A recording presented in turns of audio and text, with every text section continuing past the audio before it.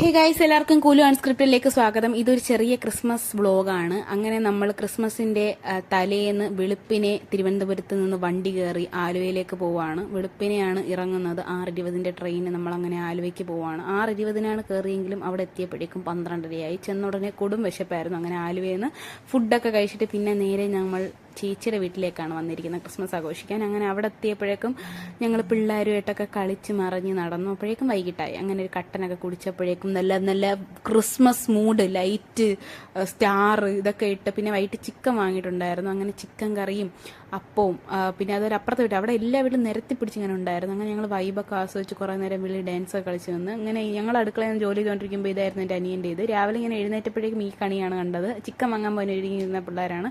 പിന്നെ വെളിയിൽ ഇറങ്ങി വന്നപ്പോഴേക്കും എൻ്റെ അനിയൻ്റെതാ ഈ പ്രകടനമാണ് കാണുന്നത്. ഇത് ക്രിസ്മസിനോടനുബന്ധിച്ച് മാത്രമേ ഉള്ളൂ.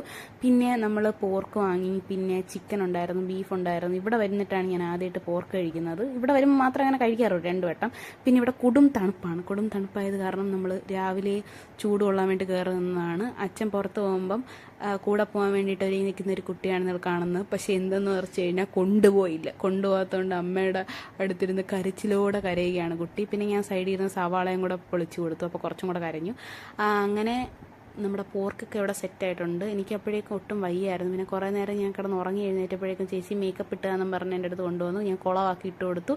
പിന്നെ ചേച്ചിയുടെ അമ്മായിയമ്മയുടെ വീട്ടിലേക്ക് നമ്മൾ പോവാണ്. ഇപ്പോൾ പോകാൻ വേണ്ടിയിട്ട് ഞാൻ ഒരുങ്ങി സെറ്റായിട്ടിരിക്കുന്നത്. എത്ര വയ്യെങ്കിലും ചാടി എഴുന്നേറ്റിട്ടുണ്ട്. ഇതെൻ്റെ അനിയൻ്റെ ഒരു പെട്ടെന്നുണ്ടാക്കിയ പുൽക്കൂടാണ്. യേശുക്രിസ്തുവിനെ കണ്ട് നിങ്ങൾ തെറ്റിദ്ധരിക്കരുത്. ഇത് അവിടുത്തെ അച്ഛൻ ഉണ്ടാക്കിയ സാധനമാണ്. എല്ലാം ഹാൻഡ് മെയ്ഡാണ്. ഇതുപോലെ കുറേ ചെടികളുണ്ട്. ആ വീട് നിറച്ച് ചെടികളാണ്. പിന്നെ ഞങ്ങൾ അവിടെ നിന്ന് ഇറങ്ങി വൈകുന്നേരമൊക്കെ ആയപ്പോഴേക്കും വീട്ടിലെത്തി. അവസാനത്തെ പ്ലം കേക്ക്, ഇതാണ് ലാസ്റ്റ് പ്ലം കേക്ക്. അങ്ങനെ ഈ പ്ലം കേക്ക് കഴിച്ച് നമ്മുടെ ക്രിസ്മസ് അവസാനിപ്പിക്കുകയാണ്. അപ്പോൾ എല്ലാവരും ക്രിസ്മസ് നന്നായിട്ടെന്ന് വിചാരിക്കുന്നു. Bye bye.